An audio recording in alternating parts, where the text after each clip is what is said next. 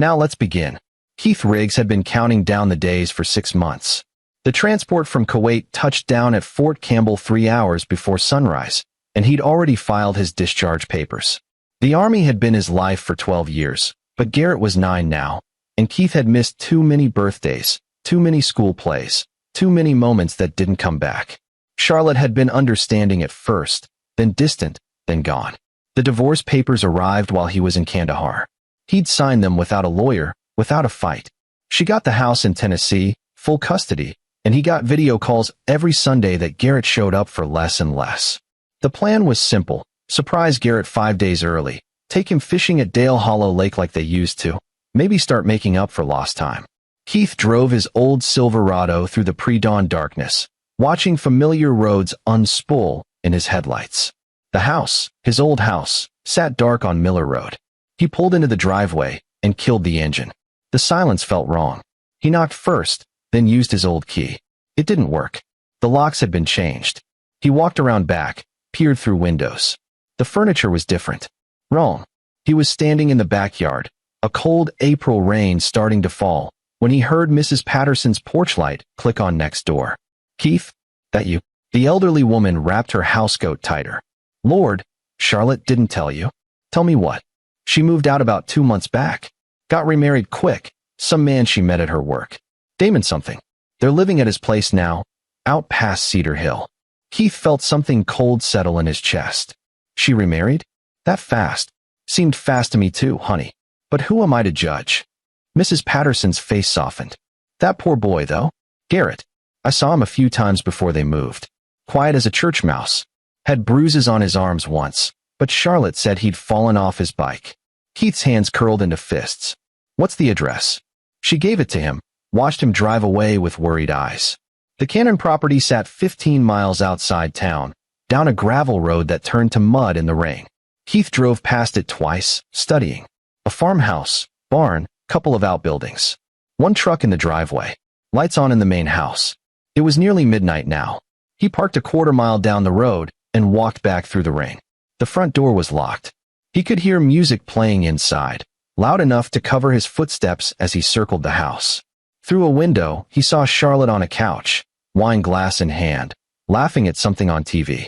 A large man sat beside her, thick-necked, heavy-shouldered, the kind of size that came from lifting weights in prison yards, not gyms. Damon Cannon. Keith's training kicked in automatically. Assess, plan, execute. But where was Garrett? He moved toward the barn, and that's when he saw him. His son, kneeling in the mud behind the house. Hands tied behind his back with yellow nylon rope. Head bowed, soaked through, shaking. Keith ran. His boots splashed through puddles.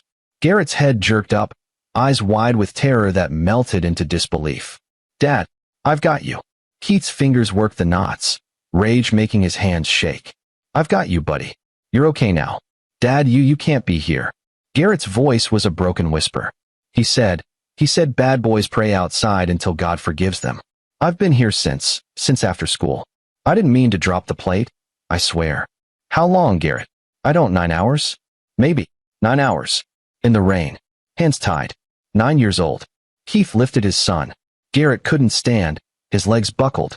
Keith caught him, felt how light he was, how thin. He carried him toward the Silverado, but Garrett grabbed his shirt with numb fingers. "Daddy, don't go in the barn. Please, don't." From inside the barn came sounds. Whimpering. Not animal. Keith set Garrett in the truck, turned the heat on full blast, locked the doors. "Stay here. Don't come out no matter what you hear." "Dad, I'll be right back." The barn door wasn't locked. Keith pulled it open. The smell hit him first. Unwashed bodies, fear, waste. His eyes adjusted to the dim light from a single bulb. 3 cages. Chain-link dog crates, the kind meant for Rottweilers. Inside them, 2 girls, maybe 12 and 14, and a boy around 16. Filthy. Terrified. Chained. The younger girl started crying when she saw him. "Please, we'll be good. We'll be quiet. Please don't. I'm not him." Keith's voice came out steady despite the fury building in his chest. "I'm getting you out." He found bolt cutters on a workbench, cut the chains. The kids were wearing rags, covered in bruises and cigarette burns. They flinched when he reached for them. "Can you walk?" He kept his voice gentle. The boy nodded. "Help the girls up. Their legs shook. There's a truck out front. Silver Silverado. My son's inside. I need you to get in the back seat and... The barn door swung open behind him. Damon Cannon stood backlit in the doorway, holding a tire iron. He was bigger than Keith had thought, 6'4" and 260 easy. His smile showed teeth gone bad. Well now, Charlotte said her ex was deployed. Guess she was wrong. His eyes went to the kids, then back to Keith.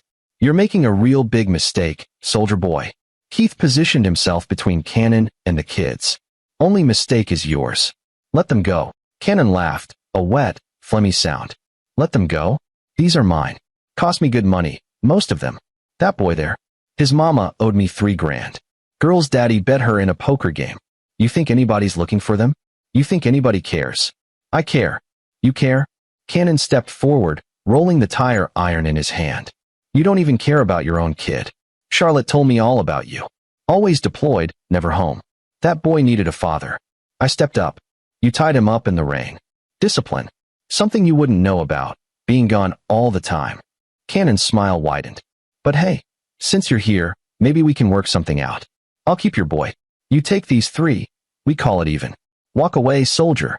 This don't concern you.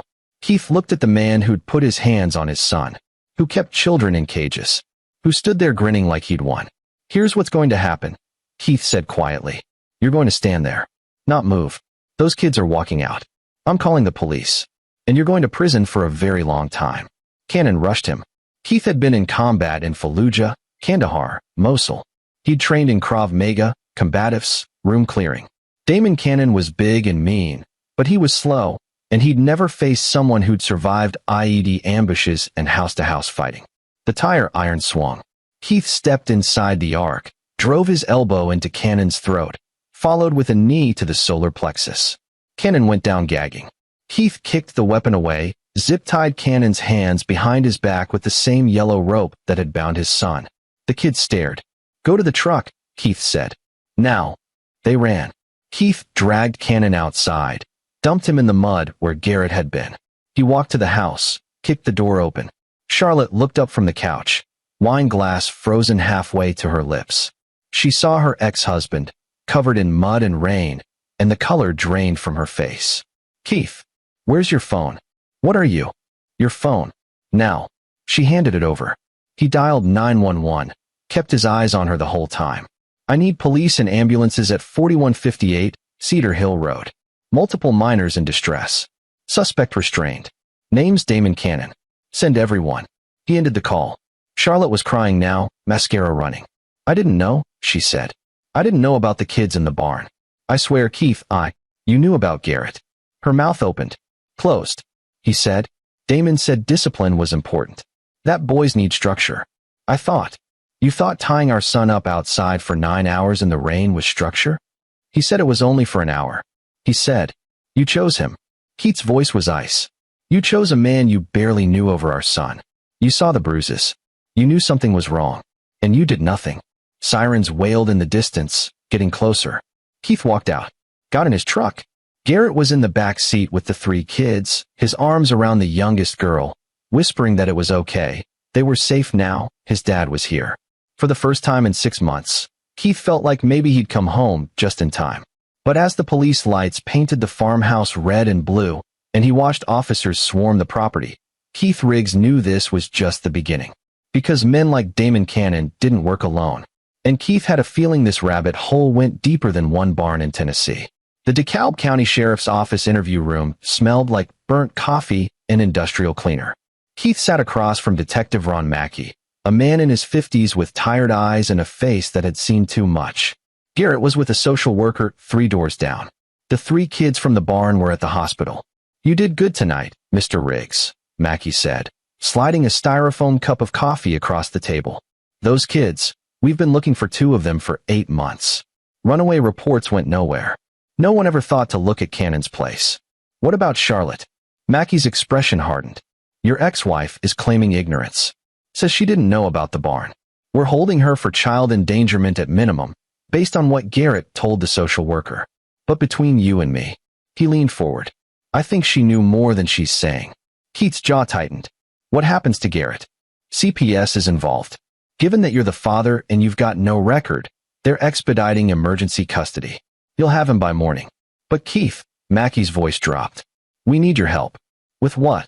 Damon Cannon's not talking. Lawyered up immediately. But in the barn, we found records. Names, dates, payments. This wasn't just him. There's a network. People buying and selling kids like cattle.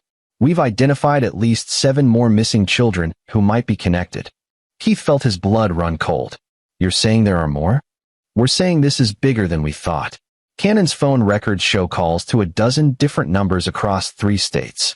Cash payments logged in a ledger. We found a burner laptop with encrypted files we haven't cracked yet.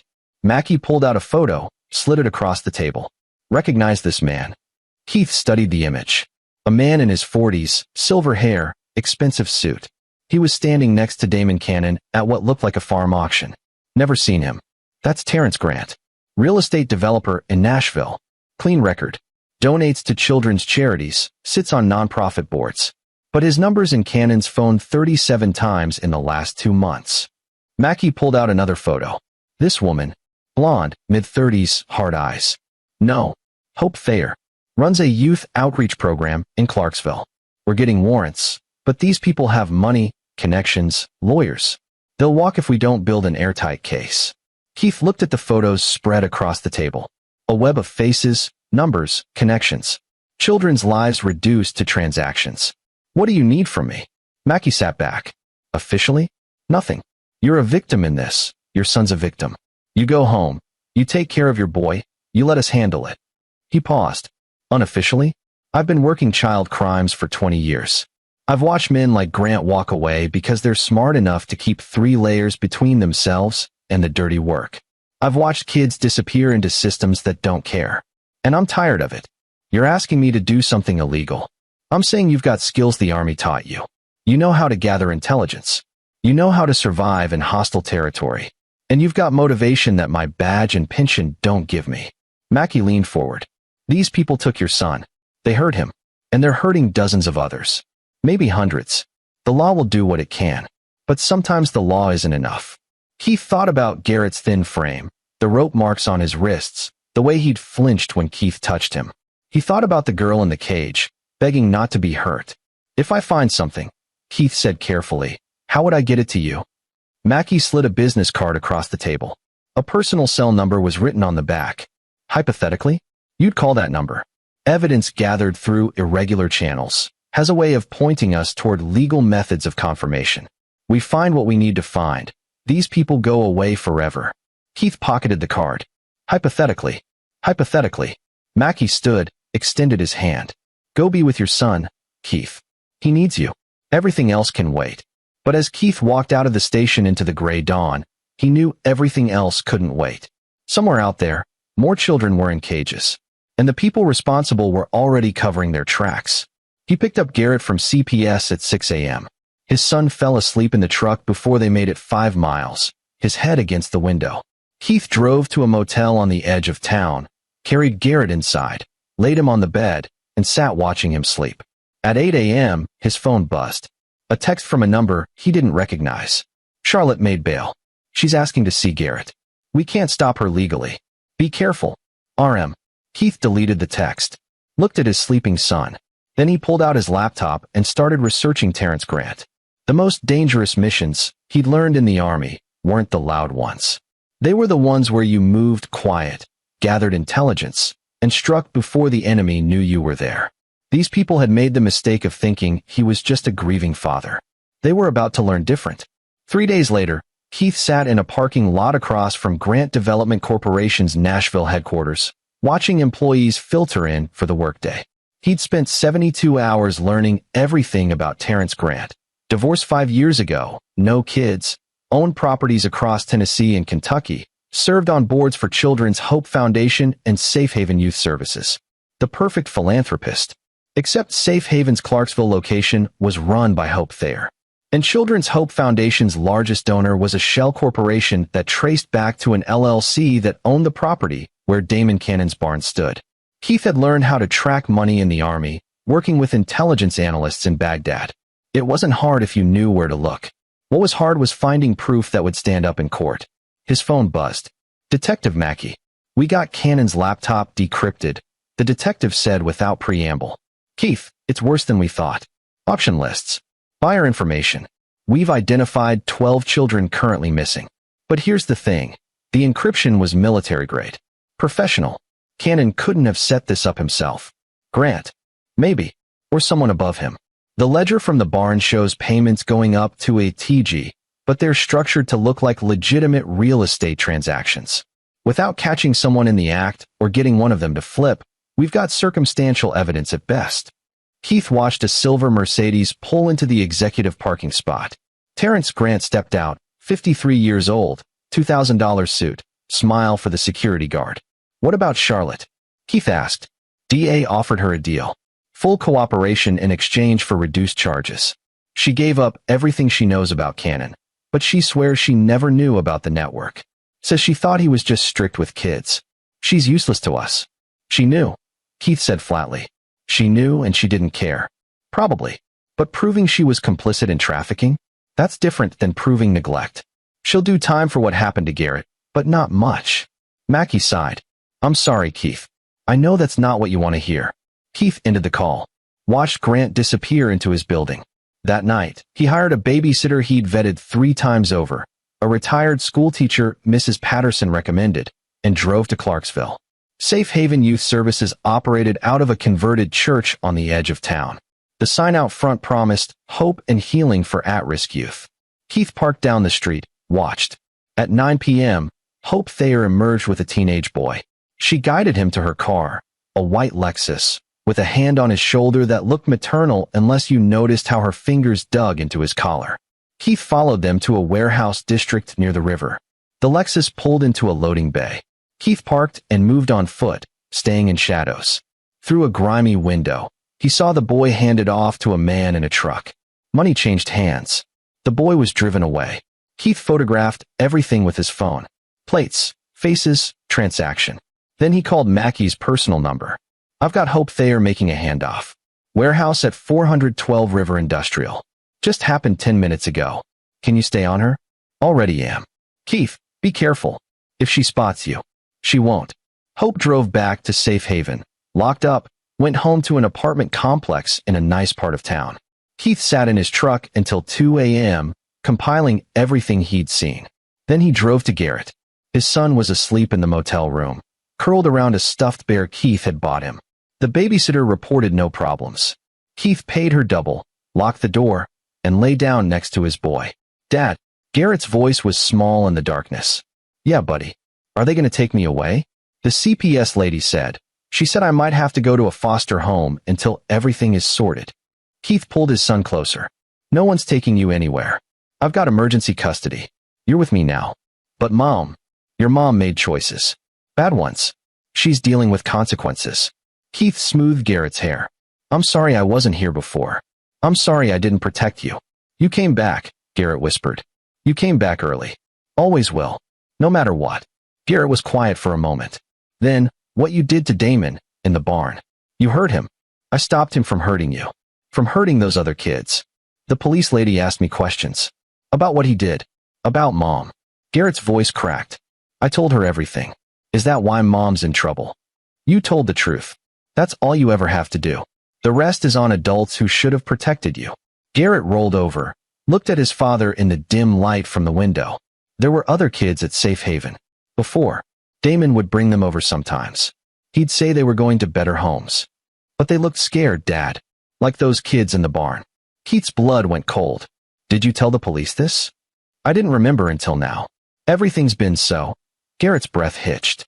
I just want it to be over. It will be. Keith made a promise he wasn't sure he could keep. I'll make sure of it. The next morning, he called Detective Mackey with Garrett's new information. Then he started planning. Because if Hope Thayer was moving kids out of Safe Haven and Terrence Grant was funding it, there had to be more people involved. Drivers. Buyers. A whole infrastructure. Keith had fought insurgent networks in Iraq. He knew how cells operated. Compartmentalized, careful, paranoid. You couldn't just cut off the head. You had to burn the whole thing down. He opened his laptop, pulled up property records for Grant Development Corporation, started mapping locations, looking for patterns. Warehouses, rural properties, abandoned buildings. His phone rang. Unknown number. Mr. Riggs? A woman's voice, professional. This isn't Pope. I'm an attorney representing Charlotte Banks. She'd like to arrange a meeting with you regarding Garrett's custody. She signed away her rights. Actually, she signed under duress. We're filing to have the divorce decree revisited, along with custody arrangements. Given your recent altercation with Mr. Cannon, we believe a court will question your stability as a custodial parent. Keith's hand tightened on the phone. She tied our son up outside in the rain. She says you're making false allegations to alienate her from her child. She's prepared to fight for joint custody at minimum. We'll be in touch with a court date. The line went dead. Keith sat in stunned silence. Then he called Mackie. They're going after my custody, using the barn against me, saying I'm violent. That's not going to fly, Keith. Garrett's testimony alone. But it'll tie me up in court. Keep me from focusing on finding the others. Keith's jaw clenched. That's the point, isn't it? Charlotte doesn't want Garrett back. Someone's using her to slow me down. Grant. Has to be. He knows I'm looking. He's circling wagons. Mackie was quiet. Then, the warrant we executed on Safe Haven came back clean. Too clean. Hard drives wiped. Records shredded.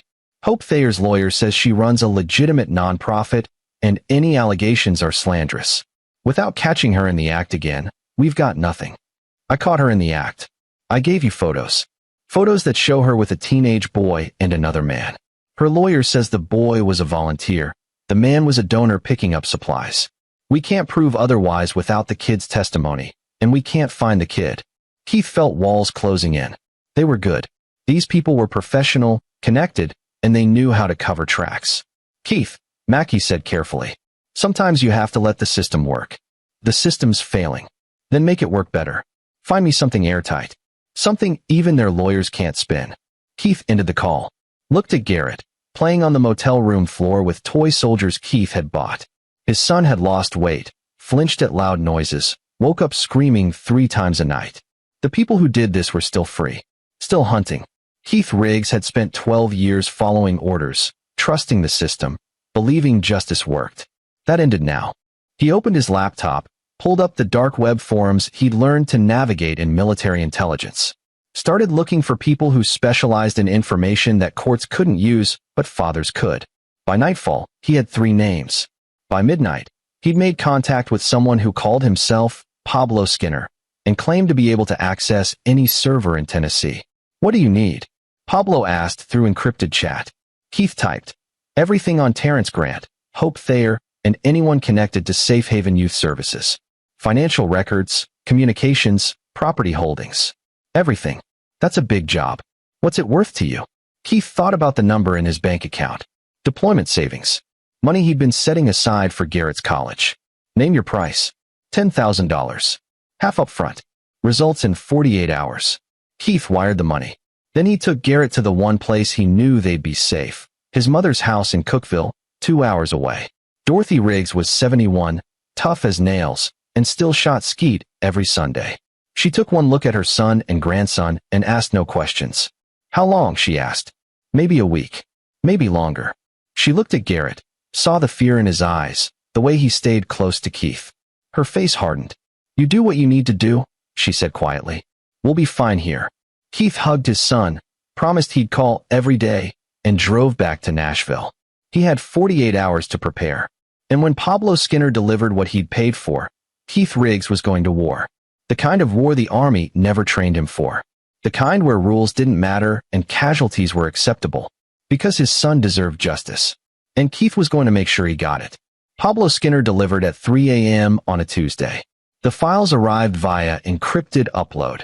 847 documents, for years of emails, bank records showing payments to 17 different individuals, property deeds, and security footage from Safe Haven servers before they were wiped. Keith sat in a Waffle House parking lot, downloading everything to an external hard drive. What he found made his hands shake. Terrence Grant wasn't just connected to the trafficking network. He'd built it. The shell corporations were elaborate, layers of LLCs and trusts that led back to Grant development. Properties purchased at below-market rates, held for 6 months, then sold to another Grant entity. Clean on paper. Except the properties were never renovated. They sat empty. Until they weren't. Security footage from Safe Haven showed Hope Thayer bringing children in through a back entrance after hours. Not the at-risk youth advertised. Younger, quieter, kids who looked like they'd given up fighting. The emails were worse. Coded language, packages, deliveries, premium merchandise. But there were slip-ups. One email from Grant to Hope. The client wants a girl this time. 10 to 12, brunette preferred. Can you source locally, or do we need to import? Hope's response. Local is risky after the Canon situation. I'll reach out to our supplier in Memphis. The Memphis supplier was listed in the financial records as Leroy Bell. Keith cross-referenced the name, found a man with 3 prior arrests for child endangerment, all pled down. He ran a homeless shelter in Memphis. The network was clear now. Bell sourced vulnerable kids. Hope moved them through Safe Haven. Grant financed it and connected buyers. Damon Cannon had been what? A buyer? A storage facility? Keith kept digging. Found more names. Sammy Ingram, a trucking company owner whose routes matched the property locations. Carl Kelly, a family court judge in Nashville who'd been paid $50,000 through a consulting contract 3 weeks before ruling on a case that sent a 13-year-old girl to a group home run by Safe Haven. A judge. They bought a judge. Keith's phone rang. Mackey. Charlotte's attorney withdrew the custody filing, the detective said. Came out of nowhere. Her lawyer said she's decided to accept the current arrangement. That's not suspicious at all. It gets better. Charlotte checked herself into a rehab facility this morning. Voluntary commitment. Her lawyer says she's dealing with trauma and substance issues. Needs to focus on recovery. Someone paid her off. Or scared her. Either way, she's out of your hair for now. Mackey paused. We executed the warrant on Hope Thayer's apartment. Found nothing. I mean nothing, Keith. It's like she scrubbed the place. No computer, no files, barely any personal effects. She's running. Keith looked at the surveillance footage on his screen, frozen on Hope's face as she led a child into Safe Haven's basement. I've got something for you, Keith said. What kind of something? The kind you can't ask me where I got it. Mackey was silent. Then, I'm at the station. Come in the back entrance. 4 a.m. No cameras that direction this week. Keith handed over a USB drive with half the files. Enough to get warrants, start arrests, dismantle the network. He kept the rest for insurance. Mackey reviewed the footage, read the emails, looked at the financial records. His face went pale. This is... Jesus, Keith. This is federal. FBI, Homeland Security. This is RICO-level organized crime. Can you use it? Not directly. Chain of custody is non-existent. But I can use it to know where to look.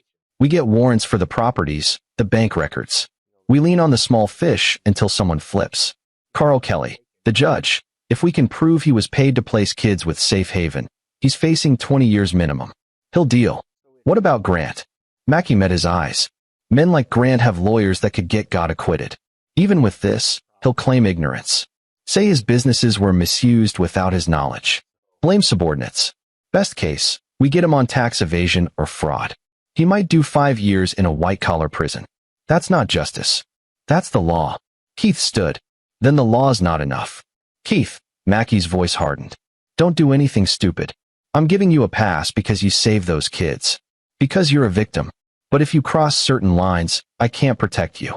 Didn't ask you to. Keith walked out, drove to a 24-hour diner, ordered coffee he didn't drink. The files were still uploading to 3 different cloud servers, backed up and encrypted. Evidence preserved. But Mackey was right. Grant would walk. Maybe not today, maybe not next year, but men with money always walked. The system was designed that way. Keith had been thinking like a soldier. Gather intelligence, strike the target, mission complete. He needed to think like something else. His phone buzzed. Text from a blocked number. I know who you are. I know what you found. We should talk. TG. Keith stared at the message. Terrence Grant had his number, which meant Grant knew he was a threat. Another message. Tomorrow, 2 p.m., Montgomery Bell Park, main lot. Come alone.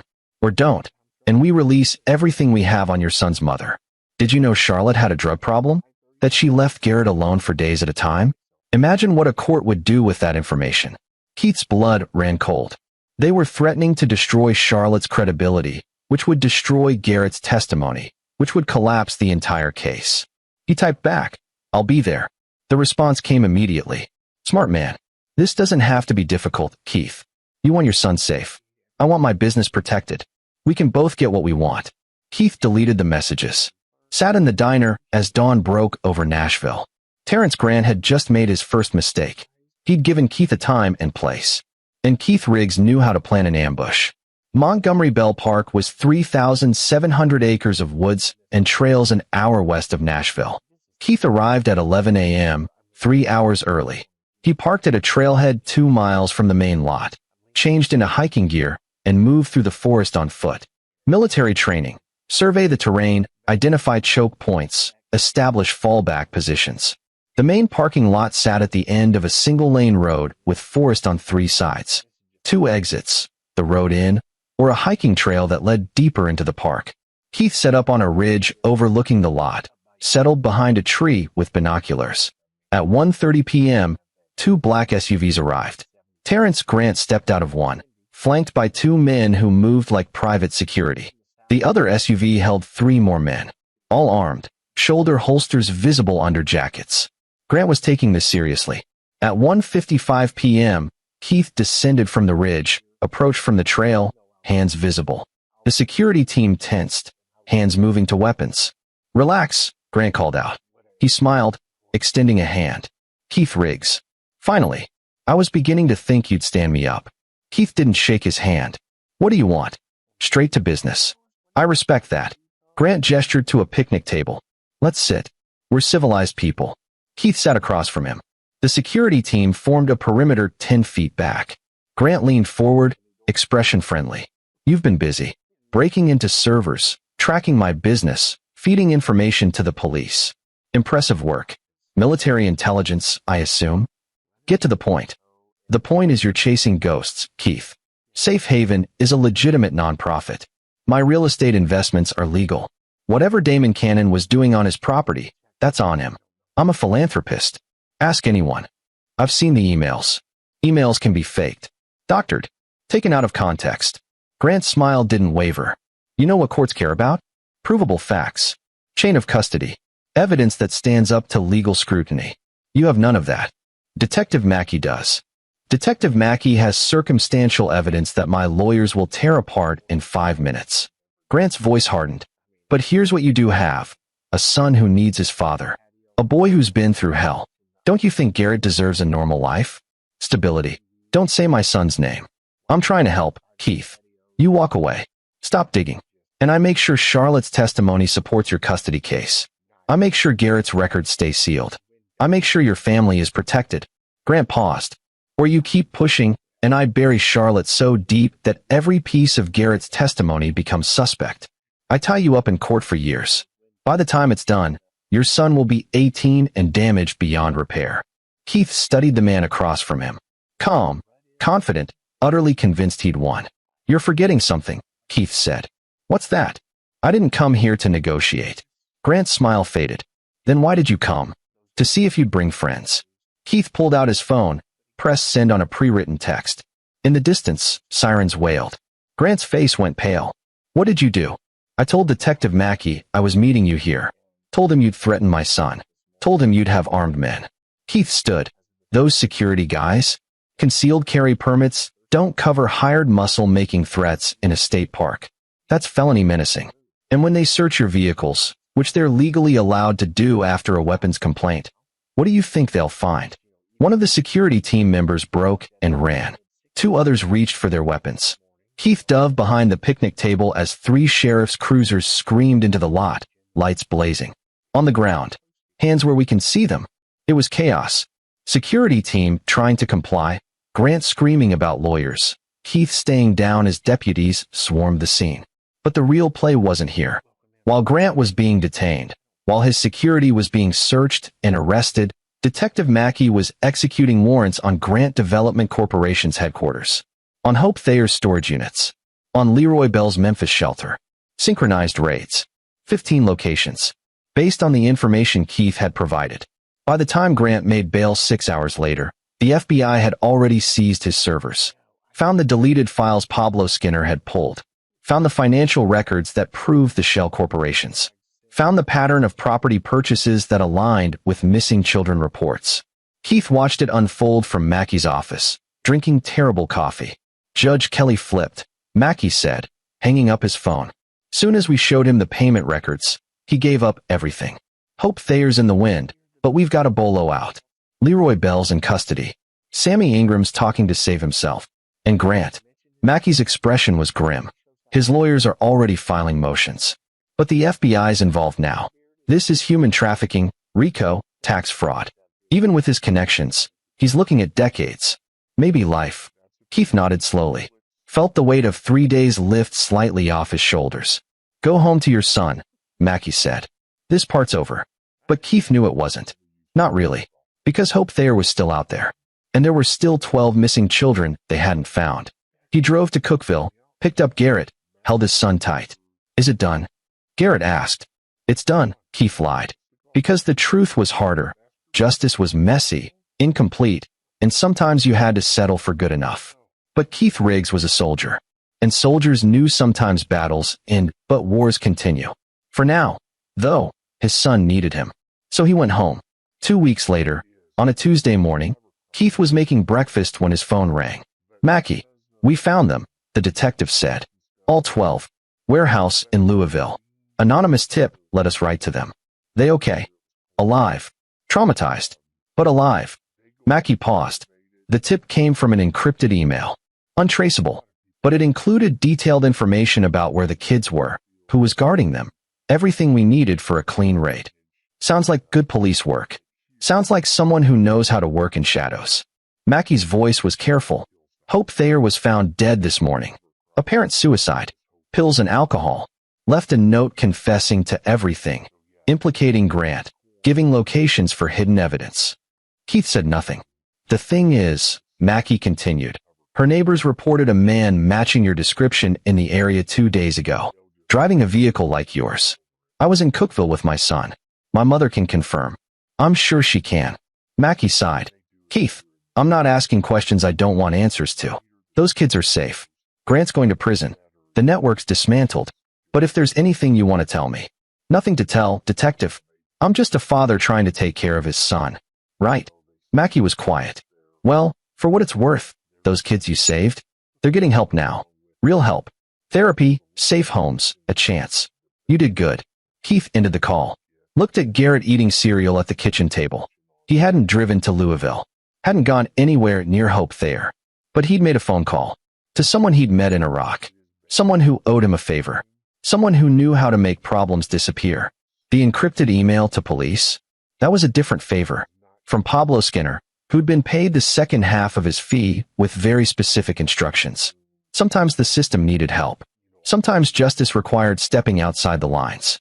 Keith Riggs wasn't proud of it. But he wasn't ashamed either. Because Garrett was laughing now. Playing. Sleeping through the night.